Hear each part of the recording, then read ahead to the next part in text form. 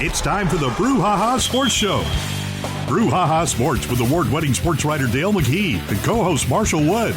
Talking sports with the legends of the game and famous sports personalities. Brouhaha. Now to Marshall and Dale with tonight's guest. Good evening, everyone. Brouhaha time. Marshall Wood with Dale McKee, ready to do it again. Good evening, Mr. McKee. Hello, how you doing? I'm doing great. You enjoying the sports world? It's been exciting this week. It has been exciting, hasn't it? I mean, really, I haven't really got into the NFL football very much. I've been seeing some highlights that where you just run through it in 10 minutes and watch the whole game, and all that. And so, you kind of watch that. But the college games were, of course, the biggest bad game around here was the Fiesta Bowl last week. But I didn't watch very much of that Indiana game. That looked like a mismatch. I mean, how did Oregon get in there? I'm going to tell you what. How did Alabama get in there? I'm going to tell you, they didn't belong. I've watched Indiana play about 3 or 4 times. That's probably the crispest team I've ever seen. They are smooth, aren't they? They are smooth. And you know what their average age on that team is? It's almost 23 years old.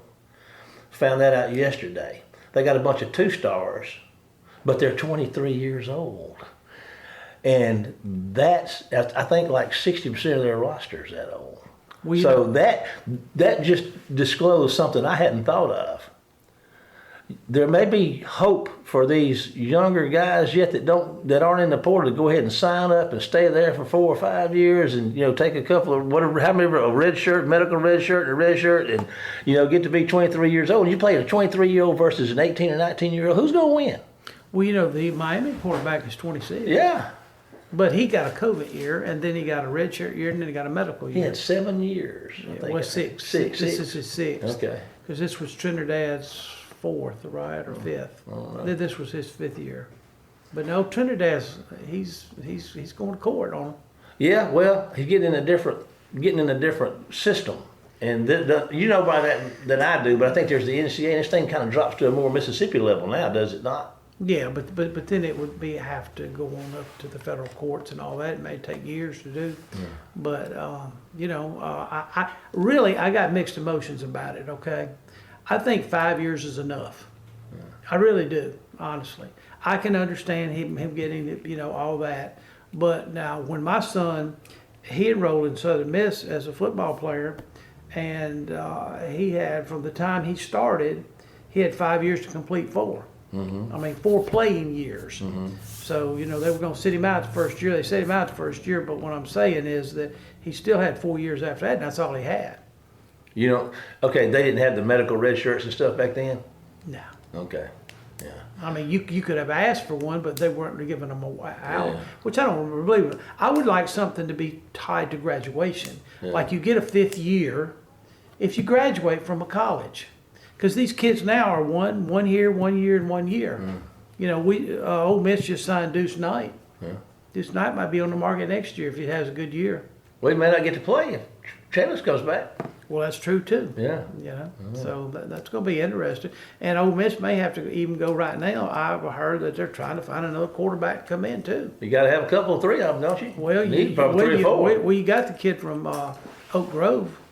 Maddox kid. Yeah, but I just he ain't exciting many people, is he? Well, he got a couple snaps this year, I think, against Citadel. Yeah. But I think our guy that's fixing to be our guest is going to really tell us about what he thinks about it. You know what? Let's talk about him for a minute. Okay. Tell us who he is. Blake Levine. He used to be sports director at Channel 12 in Jackson, and now he's got some podcast, and he's up there every day. You can get up there any time of day, and I guess that's all he does now. Man, I've been watching his Magnolia Shine, I believe is the one I watch. Mm-hmm.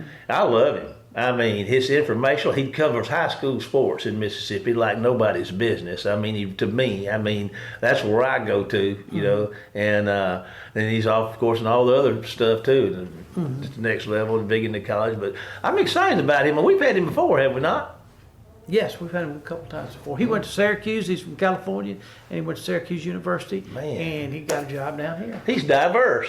He's very diverse. Well, I'll tell you what, let's do. Let's take a break here from our sponsors, and we'll be back with tonight's guest. Tell us his name again. Blake Levine. I knew that. You did? Yeah. Okay. Thank you, Dale. You're welcome. We'll see y'all after this commercial break with Blake Levine. We'll see you in just a second. Phillips Building Supply in Laurel, your hometown building supply store since 1954. We are locally owned and pride ourselves on helping our customers find exactly what they need. From foundations to roofs to doors and windows, Phillips has it. For tools, hardware, lumber, and plywood, visit Phillips Building Supply. Welcome to the show, Blake Levine. Blake, we appreciate you being on the show. Everybody down this way watches or listens to the Magnolia Shine, so you're a very popular figure around our area, and we do appreciate you being on the show today. One day I'll be as popular as you. Yeah, I doubt that. You're gonna have to live about 75 years, hot dog. So that's just one of the privileges of being old. You get to meet a lot of people. But anyway, let's talk a little football, okay? I know that you attended the big game out in the desert, and tell me just a quick brief. I guess your thoughts about that game. It's a lot easier to lose when you look at the other team and go, yeah, they were probably just better than us today.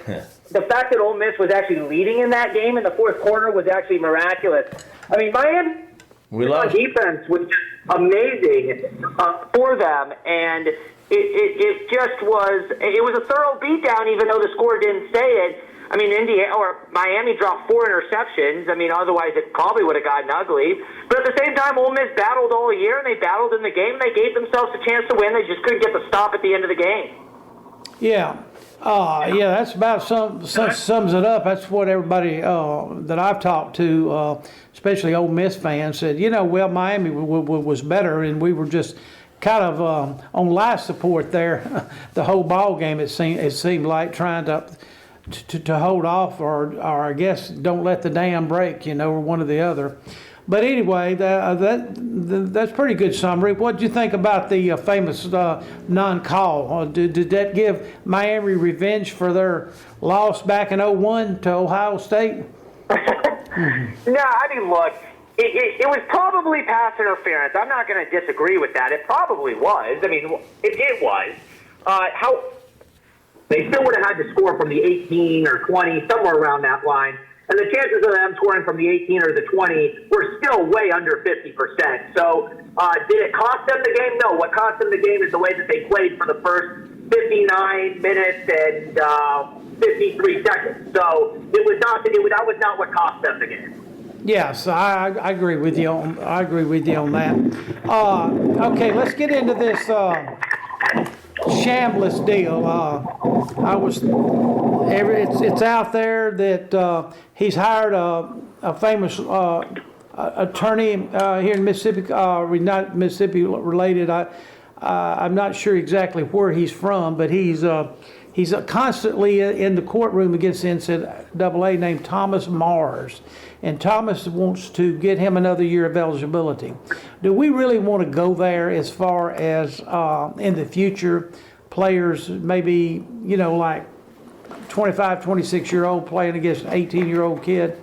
What's your thoughts on the transfer portal and the? They do. Does college football want to go there? No, they don't. That's why they're not granting the waivers, and then they're getting sued and they're losing. I don't think it has it. I think Ole Miss 100% wants to go there. The NCAA doesn't, but there's no way to stop it. I'm telling you right now, I would bet a lot of money that they're going to win this battle in court, and then the NCAA is just going to have to drop it and let him play. Chandler is going to be the starting quarterback of Ole Miss next season. Well, that kind of answers that but really, Thomas Mars, he has battled the NCAA so much that a couple times they've actually hired him to win cases for them. So it's not the first time he's gone up against the NCAA. And he doesn't take cases, Blake, that he thinks he'll lose. He's just one of those lawyers like that. So I think the Shambliss is in pretty good shape with that. What are your thoughts on the University of Indiana football team? It's special, right? I mean, it's everything that, programs that have struggled want, right? I mean, it's something that Mississippi State hopes that happens to their program. is they're 2-10, which they were 2 years ago, and 3 years later they're playing in the national championship. But that's a one-of-one situation. I think a lot of schools are going, well, why can't we do this? And that group of coaches and players, I mean, like, their team is, like, what, a year younger than the Green Bay Packers. I mean, they got an old physical football team, and the Heisman Trophy winner, probably the number 1 overall pick. So, yeah, if any bad program can figure out a way to get a Heisman Trophy first overall pick, an elite coach, and a bunch of 23-year-olds that are really good, yeah, sure, you can turn your program around. But that's not how everyone can or will do it. Indiana's special. I'm slow on the, how great is this team all time? Well, let's see. They got to win this game. Think Indiana's going to win? Sure, but let's put off the all-time great team until they win the football game. Now, they win the football game by 30, we got to have a conversation. Yes, right now, I guess the best team I've seen in the last 20 years may have been one of those Alabama teams or the Joe Burrow-led LSU team, So I'm like you, let's just wait till all the results are in before we decide. Do you think this is going to put more pressure on college coaches or college presidents that, hey, if you don't get it done in 2 or 3 years, we go in a different direction as far as a head football coach or a basketball coach or ever what it is? Absolutely. I mean, Jeff Levy's probably feeling it right now, right? I mean, if Mississippi State goes 4-8 next year, you think he's going to be the ball coach for a 4th year?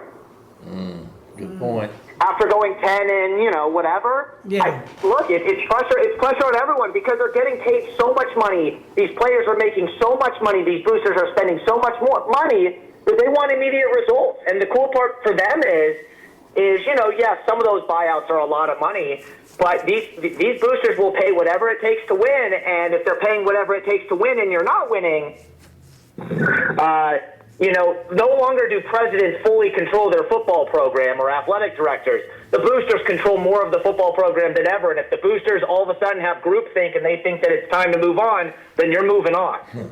Yes, one of Thomas Morrow's lead lawyers in this is from Mississippi, and he's in the Grove NIL up there at Ole Miss. So that's probably how Chambliss is going through all this with the boosters. So you're probably right on this. The boosters are running the programs now. Of course, they've kind of been for several years at several places. Of all the coaches changes, were you surprised that Will Hall got the Tulane job? Oh, I'm 100% surprised. They were only what happened at Southern Miss, right? I mean, it was 1 year of Charles Huff in between, so 1.5 because he got fired during the midseason. I was very surprised he got the job. However, I do feel good for Will Hall and Bobby Hall, and I hung out with Bobby Hall a bunch when we were in Arizona. I am happy for Will because Will is a good person. Do we know if he's going to be a great coach on this level yet? No, we don't. Because we've only seen it at one place, and that was Southern Miss, and it didn't end well. Mm-hmm. But when it comes to great people, great humans, people that I root for Will Hall, and I hope he's successful. Yes, we all do. We had the pleasure of following Bobby Hall for 1 year down here at one of the local high schools, and so he's quite a character, Bobby Hall. So if you had lunch with him, you probably got an earful. I hung out with him a bunch during the Fiesta Bowl. We golfed together. He's a great guy. Yes.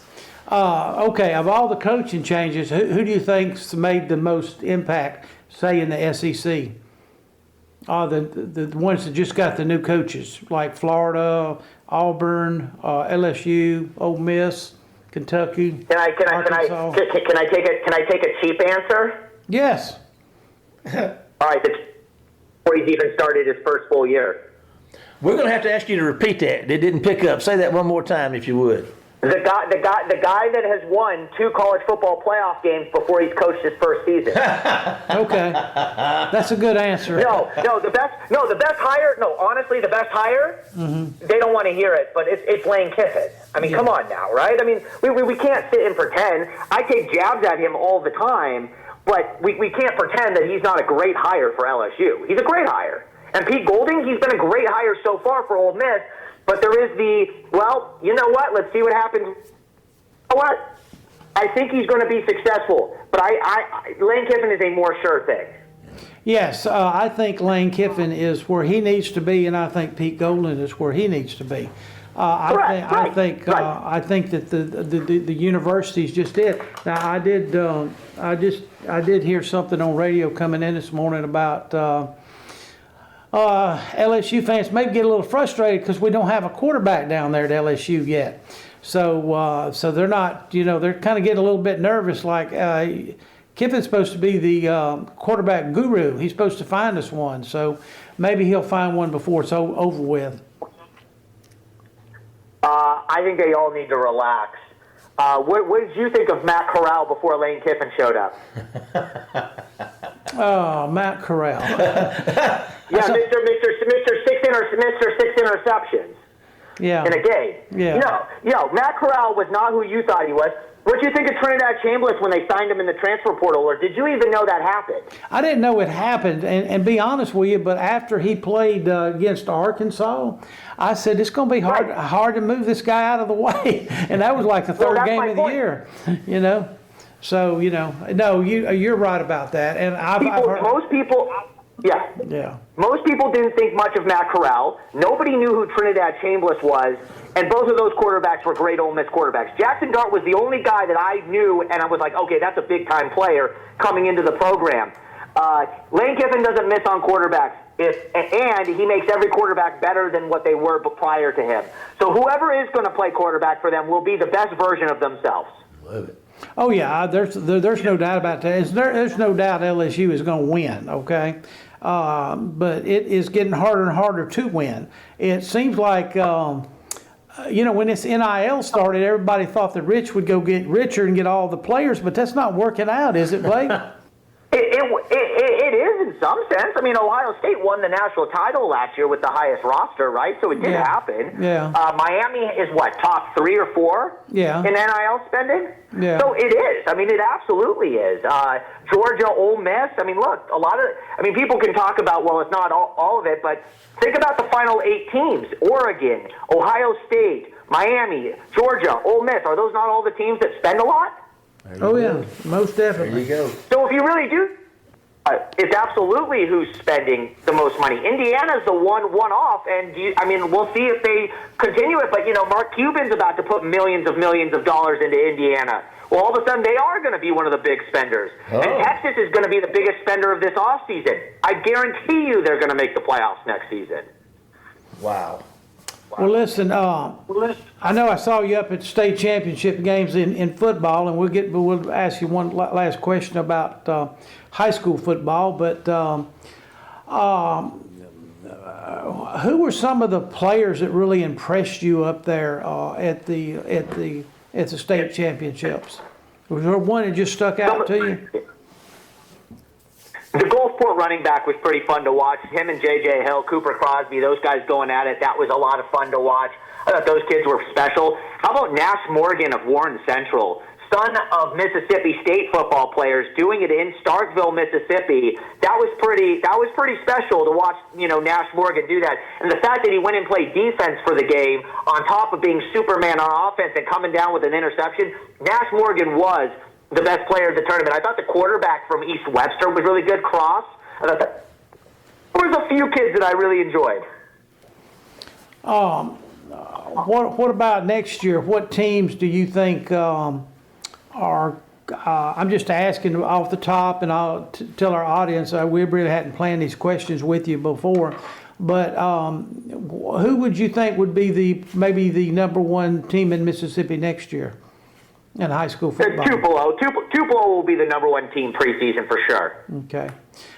Is there going to be any, and not talking about Tupelo in any way, but is there any way to stop all this recruiting by these public schools and academies, or is we just going to see that for the rest of our lives since they opened it up in the college game?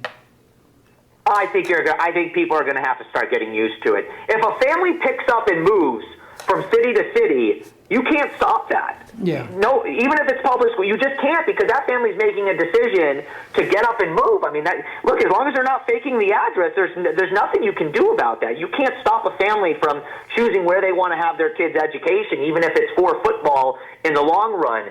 When it comes to public to private, there's no way to stop it. I mean, what are they going to do?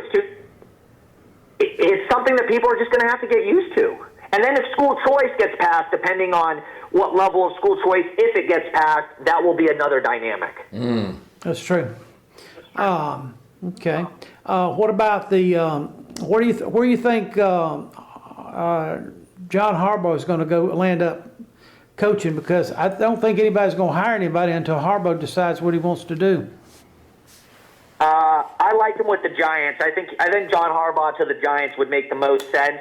I think it's got a good ownership. I think they need to figure out their front office. But John Harbaugh says, and he wants to pick his own front office, so they can figure that out. So I think the Giants make the most sense. Plus, they have a quarterback in place. That's true. Okay, Marshall, you got any more questions for the man? Questions? Yep. I thought that was your job. Well, you got to ask him one. Like, I'm trying to get him to ask a question of you, over here, because he's your biggest fan. I promise you. He's always texting me, telling me what you're saying and everything. And so. Well, I appreciate that. Yes, and so why don't you tell the folks how they can follow you, like on your Magnolia Shine and just the different places that you are. They can follow me on the Magnolia Shine podcast on TikTok, Facebook. You can go to Blake Levine Sports Reporter on Facebook. I got 2 different Facebook profiles, one Blake Levine Sports Reporter, one Magnolia Shine podcast Facebook. And then we got YouTube. We do more of a full-length interviews, and that's the Magnolia Shine podcast as well. And then we have an Instagram that we're trying to build a little bit. Well, listen, it's good to have that bit of information. It helps me. It's going to help me follow you even better because I really like the things you have to say. I did see that you kind of made me proud this past week when I looked down there and saw you had stuck the Wayne County boys in the top 20 or 25 you got in basketball. Oh, man, absolutely. I think they're the last team now. Yeah, I think as of today, I think they're the only one that's unbeaten, right? I think so. Right, because Baldwin lost to New Site, so that was... They must be, unless they've lost a game and I wasn't aware. No, yeah. I don't think they have. And we got another pretty good local team. I say local team, but in the area, Laurel girls are they're shining they're too. They're so good. They're so good. They're the overwhelming state championship favorite in their class. If they get beat, it's a massive upset. They are as good as it comes. Yeah, they've got a good basketball player in the Walker girl. Hey guys, Blake, I told you this in like our pre-interview chat there for a minute. I'd show up and say we're out of time, and unfortunately, brother, that's where we are. Dale and I want to thank you, and our listeners want to thank you for taking time out of your schedule, and it's a torrid one, I know, to be with us for a little bit today. Hold on for just a second, Blake. We're going to take a break to hear from one of our sponsors, and then Dale and I will be back with the final segment of tonight's Brouhaha right after this commercial break. Phillips Building Supply in Laurel, your hometown building supply store since 1954. We are locally owned and pride ourselves on helping our customers find exactly what they need. From foundations to roofs to doors and windows, Phillips has it. For tools, hardware, lumber, and plywood, visit Phillips Building Supply. Welcome back, everybody. We had some technical issues, in case of you listeners out there didn't notice it, with some of our reception coming through. That's part of the deal with the way we work. We have to reach out there and touch them any way we can get them, and sometimes, Dale, our connections aren't as good as they need to be, but I tell you what, when he's hooked up, Blake can really shuck the corn. Well, he's got he keeps up with so much. I mean, everything I asked him, he had an answer for. And those were unrehearsed. Yeah, I mean, he had an answer that was quick and precise. Like, yeah. Okay, this is what I'm gonna say. So I mean, we were talking about the deal with Chambliss, and I hope he gets to come back. Okay, but I also think it may be bad for the game, because I see a lot of these kids now. They're going to school for 1 year and they're moving to another school. They're moving. I heard one of them. Now I don't know if this is precise, because you see a lot of things that sometimes are not really true on the Facebook pages. Really? Yep. I did not know that. Yeah. Well, you don't need to believe everything up there, buddy. Let me just tell you. You can believe what the preacher said, but you better not believe Facebook. But anyway, so. He said that one of the guys that just signed with Texas, I think he played at Auburn last year, Alabama supposedly paid him $50,000 just to come visit. And after the visit, he left for Texas and signed with them. Good to see y'all. Hey, where's that check? Hey, Dale, I'll come see you if you give me some money. Yeah, that's what I'm saying. Yeah. Man. Yeah. Well, I don't want you out there. So, So there's not an offer coming? no, there's no. That kind of hurts my feelings a little bit. I'm sorry. I don't want to kind of have my hand I'm sorry about that. I don't think my dog would like you. Oh, okay. What kind of dog you got? I don't know. You don't know? Well, he's kind of mixed. We got him out of one of them shelters. He's kind of mixed about four different ways. How big is that dog? Oh, he's a big one. Ain't nothing like a big dog. He's got a little bulldog in him. I don't know where. Well, listen, I'm glad to see you rebels can get along with bulldogs. Rebels. Yeah, you're a rebel, ain't you? Well, I am this year, but I may have to next year. I like to follow winners. I hope you follow Southern Miss next year. Well, you know, I had a good friend one time, and he lived in Jones County, and we won't hold that again. he was big. He was a big South Jones football fan, and South Jones went through some really bad times. You know, they just couldn't win a lot of games. He's almost an Ole Miss fan, and I said, "Well, how's things going?"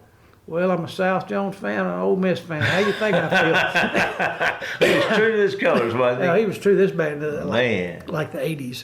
And, you know, but now I think when I used to write sports, excuse me for a minute.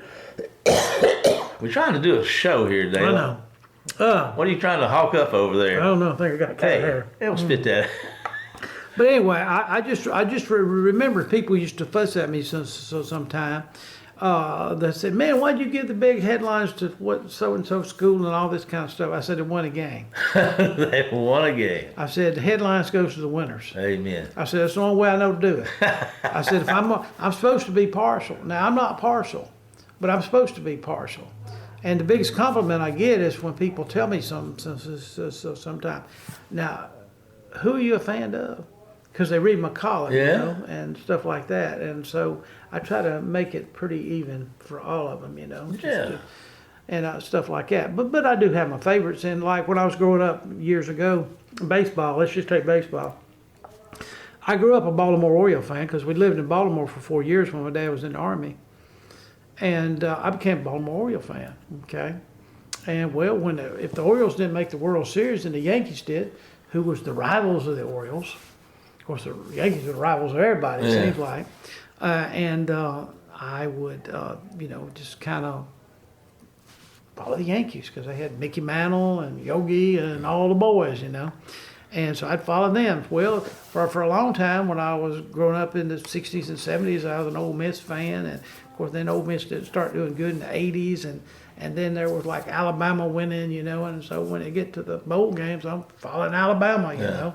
I think, you know, so, you know, you can be a fan of several schools. And it's like you know, I like 2 or 3 of the NFL teams. I like the Saints and the Broncos, and I like the Giants now. I like the Miami Dolphins when they play now because we got a local boy there. Mm-hmm. I used to like them a lot when and Danny was down there quarterbacking them. Mm-hmm. They need to bring Danny back. Bring Danny back. Bring Danny back. But evidently the Broncos don't need Elway right now. Yeah. And so, you know, and so, you know, just people, you know, and I've learned that over the years, you know, in sports, especially in the pros, whether it's baseball or football or anything like that, more in football than anything, you got certain guys that you holler for. I mean, that you want to watch play. Like, you know, I wanted to watch Archie back in the day. I wanted to watch. Walter Payton was one I used to want to watch. Yeah. But I just taken it on quarterbacks. But you know, I'd watch Archie for a while, and then Elway came along, and I started watching him, and then I think I moved over to Peyton a little bit, and then Brett Favre, and then Eli, and now I'm kind of like Jackson Dart, you know, being with the Giants a little bit, and so you know. That's kind of the way it is right now. So I think I follow players sometimes because when I was growing up, there was a guy in Baltimore named Johnny Unitas. Yeah. He's a pretty good quarterback. Johnny U. I remember him. Remember that haircut and them high top shoes. On that note, Dale, we're out of time. Mercifully. Guys, this has been a very tough show. Very tough show. This is early in the early in the evening. Early in the evening. But anyway, folks, thanks for being with us tonight. We appreciate y'all. We appreciate our sponsors. We appreciate our guests. We appreciate everybody. That's Dale and I. We love everybody. And so thank y'all for being with us. We want to remind you that you can track us on our Facebook page at the Brouhaha. And also, we catalog all of our shows that you can listen to on demand at our YouTube channel at the Brouhaha. But for now, it's time to say goodbye, Dale. Goodbye, Dale. Goodbye, folks. We'll see you next week for more of the Brouhaha. Get us out of here, Jamie. You've been listening to the Brouhaha with Del McKee and Marshall Wood. Heard Tuesday evening, 6 p.m. on WABO. For more of the Brouhaha, follow us during the week on Facebook and WABO.